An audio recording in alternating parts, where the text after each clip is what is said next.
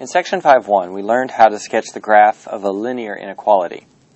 In this section, we are going to look at systems of linear inequalities. So in other words, we're going to have more than one linear inequality, and then we are going to sketch the region determined or described by this system of inequalities. The reason why we are doing this is to prepare us for the next section, section 5.3, where we learn about linear programming. Linear programming is an optimization technique that allows us to solve problems dealing with maximizing revenue, minimizing cost, things of that nature. We'll talk more about linear programming in the next section, but suffice it to say that for the types of linear programming problems that we're going to solve in this class, the very first step for any of these problems is to sketch sketch a region determined by a linear system of inequalities, which is exactly what we're going to be doing in this example. Okay, so before we start off with an example, let me give you just a small bit of terminology. When we are dealing with linear programs, these inequalities that we have are going to be called constraints.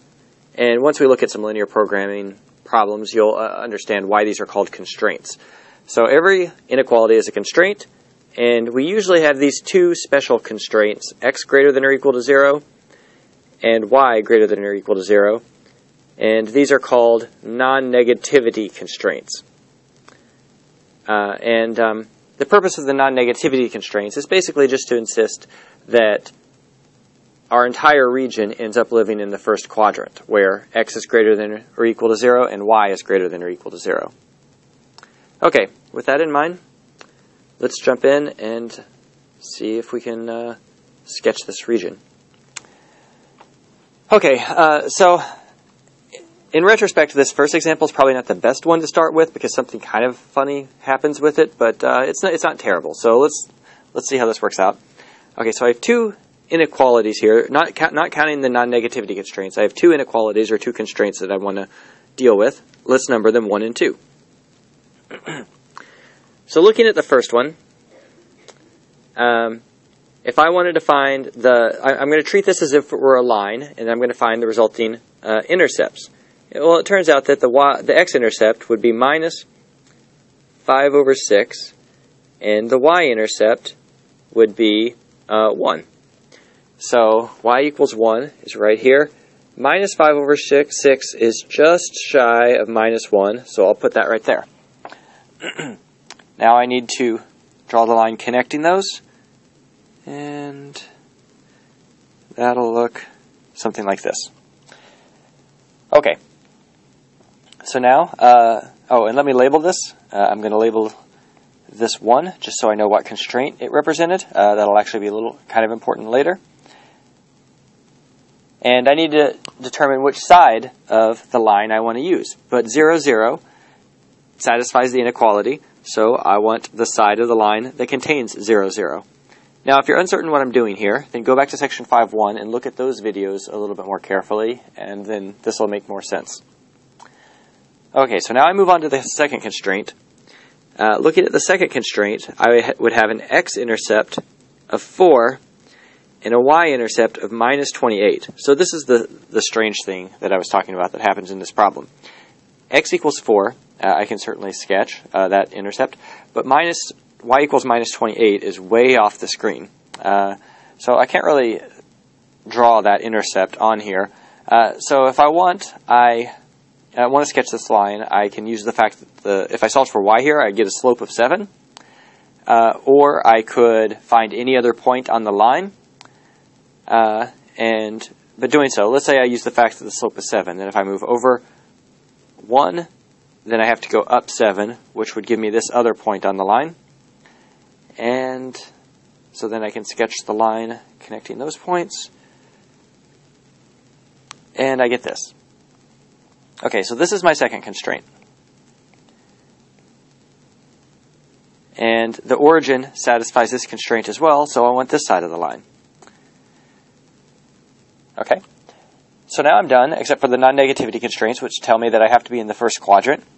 So the region that I'm looking for has to be on the correct side of both of these inequalities, on the both sides of these lines, on the correct side of both of these lines. So the boundary is going to look a little like this. Sorry, this is a little bit sloppy, but okay, so that's the boundary that I'm going to look for, or the boundary of the region I'm looking for. And so let me shade it.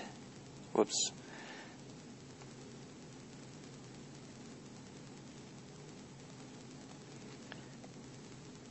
Okay, so that's the region. There's one last thing I need to do before I'm done with this problem, and that's to label the vertices. That's going to be important when we look at linear programs. So the origin I'm not going to label. That's obvious that that's 0, 0. But this intercept was 1. This one was 4. And I need to find this one. Now, I can probably eyeball it and guess that it's 5, 7, but these points of intersection don't always have integer coordinates. So instead of just eyeballing it, what I'm going to do is I'm just going to use matrices in the RREF system function in our calculator from the last chapter. And so if I solve this system to get this point of intersection of the two lines, I'm going to get x equals 5, y equals 7. So I'm going to label that here, 5, 7. Okay. So that's one example. Let's go on and look at a couple more. Okay, moving through this a little bit quicker now. Again, I have two constraints, not counting the non-negativity constraints. But the non-negativity constraints are easy to deal with. They just say that everything is in the first quadrant. So looking at the first inequality, I'm going to have an x-intercept of minus 5/3. So minus 5/3, let's see, let me take a quick look at this. Okay, so minus 5/3 is going to be just shy of -2, so let's say right here. That's x equals minus 5/3, and my y-intercept is 1. Okay, so I need to draw in this line. Okay, so that is constraint number 1, and it looks like the origin does satisfy this constraint, so this is the side of the line that I'm interested in. Looking at the second line, the second constraint, I have an x-intercept of 10. I should choose my scale better on these problems. It looks like 1, 2, 3, 4, 5, 6, 7, 8. So it's my x-intercept is over to the side again somewhere. And my y-intercept is 8, which is up here. And so my line looks like this, more or less. And unfortunately, like I said, I should have chosen my scale better. I ran off the side of the screen. Okay, but the origin, 0, 0, does satisfy this inequality, so I want the side of the line containing 0, 0. So the portion of the plane that is on the correct side of both lines is going to be this portion. And so when I highlight that,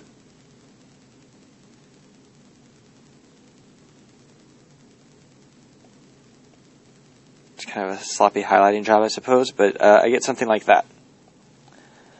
Okay. Now, the last step is to label the intercepts. This intercept is 1. This one that I cut off is x equals 10. And then there's this point. So, again, I'm going to, if I treat these two constraints as lines, the first line would be minus 3x plus 5y equals 5, and the second one would be 4x plus 5y equals 40. So to figure out where they intersect, I'm going to use the RREF function in the calculator, and I'm going to end up with 5, 4 as their point of intersection. Okay, so I'm going to label this vertex as 5, 4. Okay, one more example down. So moving on. Okay. Another example, really similar to the last two. There'll be one small difference in this example, but just like the others, I have two constraints here. And let me take just a second and scan this and try to get a sense of scale, or what the proper scale should be before I actually jump into this problem.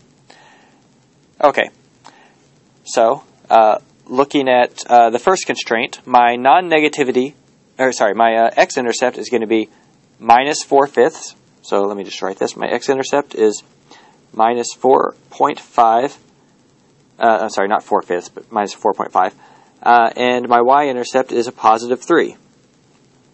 Okay, so that everything fits this time, let me make this minus 2. So this is minus 4. So x equals minus 4.5 is right around here, and y equals 3 would be right here. So my first constraint is going to look like this. And unlike the previous examples, the origin does not satisfy this constraint, so I want the side of the line that does not contain the origin. Okay, so now looking at my second constraint, my x-intercept is going to be 6, and my y-intercept is 10. So y equals 10 is up here, and x equals 6 would be out here. And the line in question is this guy. So this is my second constraint, and the origin does satisfy, so I want this side of the line. Okay, so now the proper region is this bit. It's the only part that is on the correct side of both of the two lines, and also in the first quadrant, which is required because of my non-negativity constraints. So my region is this guy. Okay, now my intercepts, that was 10, this was 3, I need this point.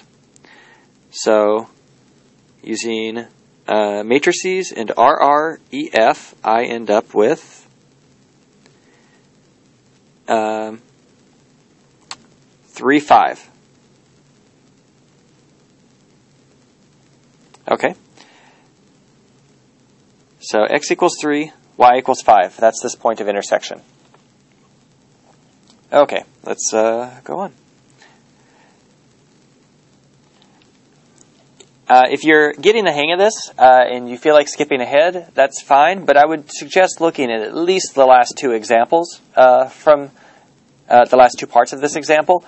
And those, well, you'll see. Just take a look at them, and there's something a little bit different about those problems. Okay, but for part D, two constraints. The first constraint has an x-intercept. If I treat it as a line, I'm going to have an x-intercept of 6. So let me put that here. And a y-intercept of 4. So we'll put that there.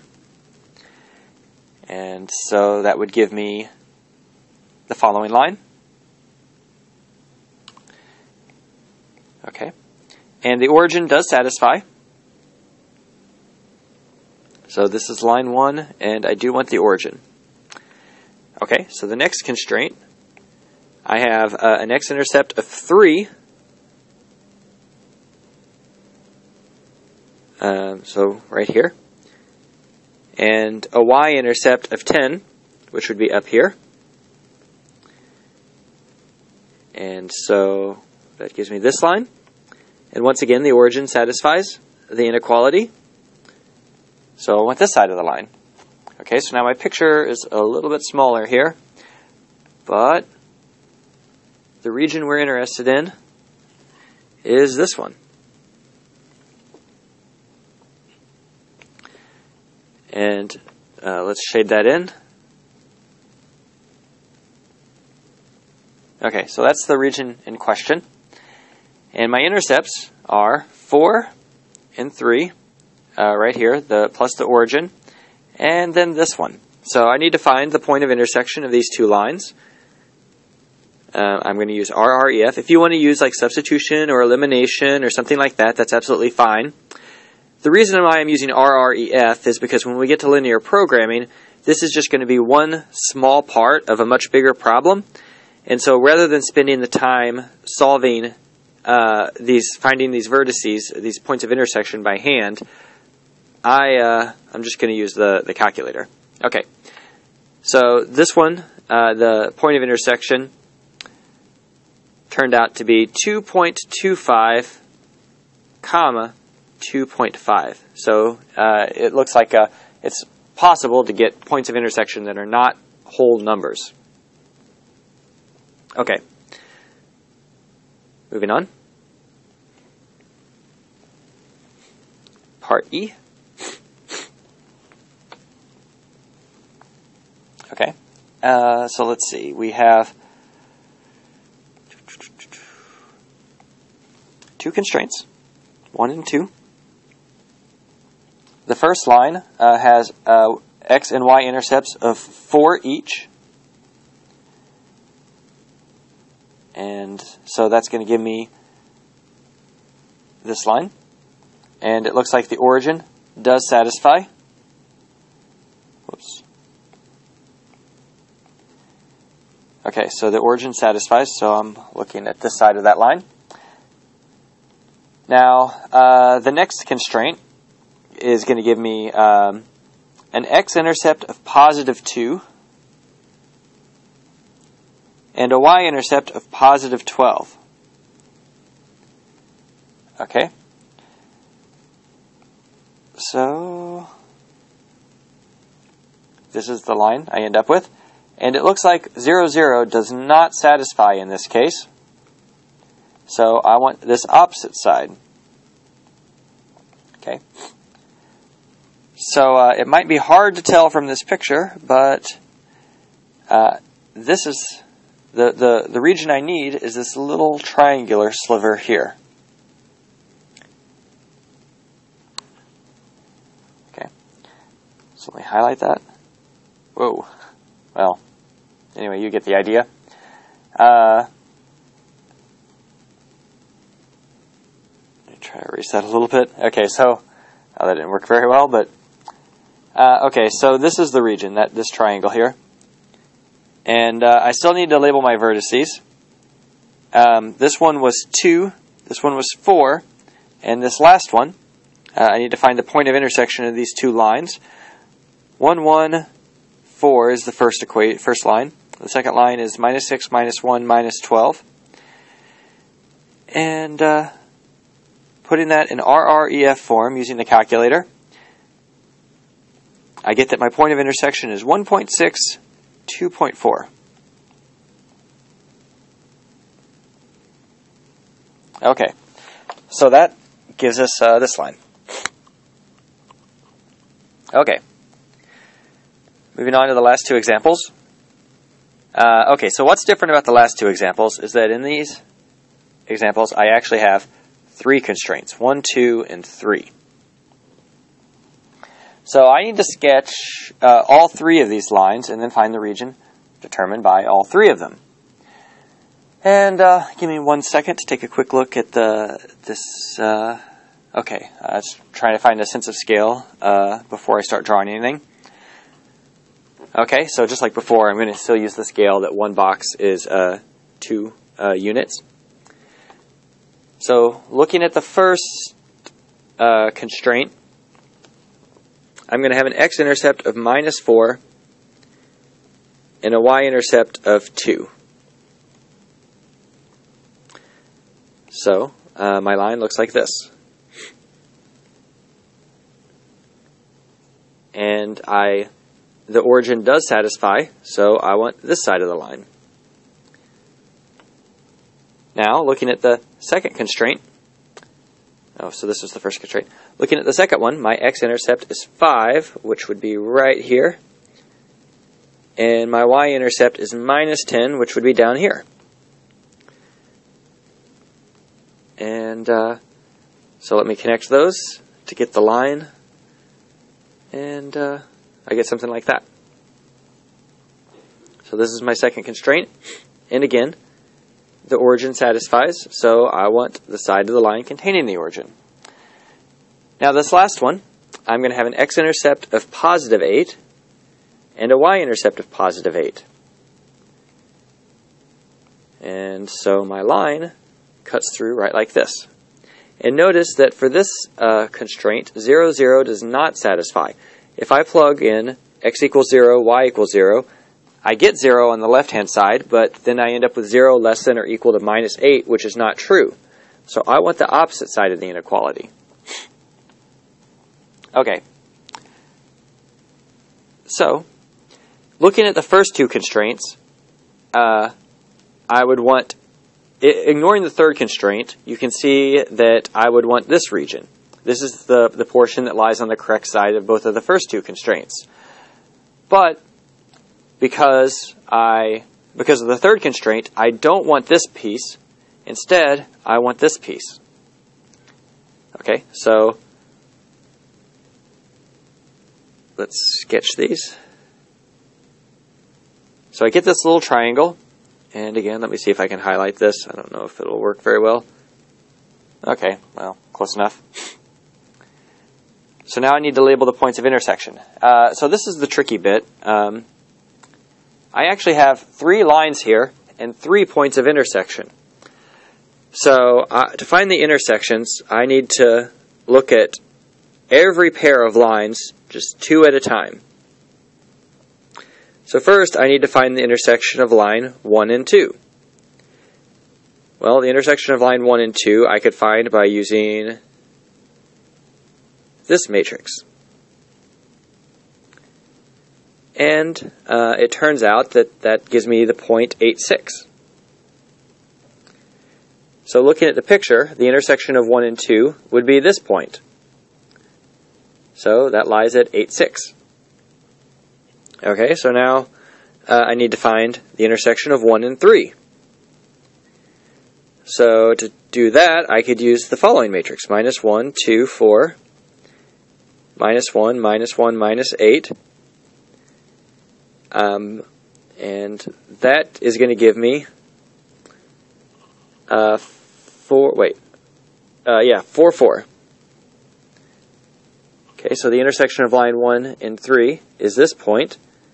And I just found its coordinates to be 4, 4. I have one last point of intersection. That's the intersection of lines 2 and 3.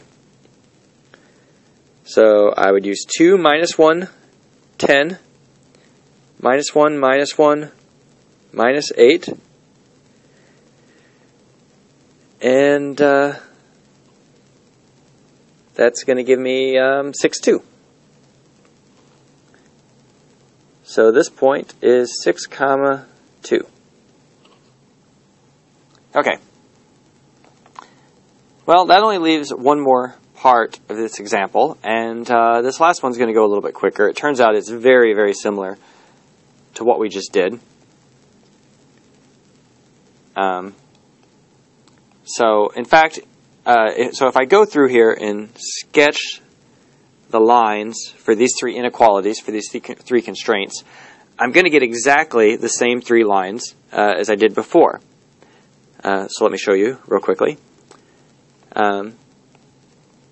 So my first line would look like this. And just like before, I want the side containing 0, 0. My second line, I've got an x-intercept of 5, a y-intercept of minus 10. So this line is going to look like that. And again, I still want 0, 0. And then the third line, I have an x-intercept of 8 and a y-intercept of 8. So that would end up like this. Now, the one thing that's different is now, because of the way the signs are on the third constraint, I get the same line, but the origin does satisfy, so I want the opposite side of that third line. So these were 1, 2, and 3. But now I want the opposite side of the third line. So my region looks like this. Okay, and to shade it in, I'm going to end up with this thing. Okay, so then just like before, I would need to find my vertices. Now it's a little different in this case because I have more vertices. Before I only had 3 and now I have 5. So I've got the point 5, 0, I've got the origin, I've got 2, and then I need to find these 2 points, which I already did the work in the previous example. This was 4, 4, and this was 6, 2. Notice this point of intersection is not in the region, so I actually don't need to find the coordinates for it at all. Now, I already did it in the last example, but let's say I had done this one first and wasn't required to do the other part, then this would, I wouldn't need to find that point. Okay, well, that's it for section 5.2.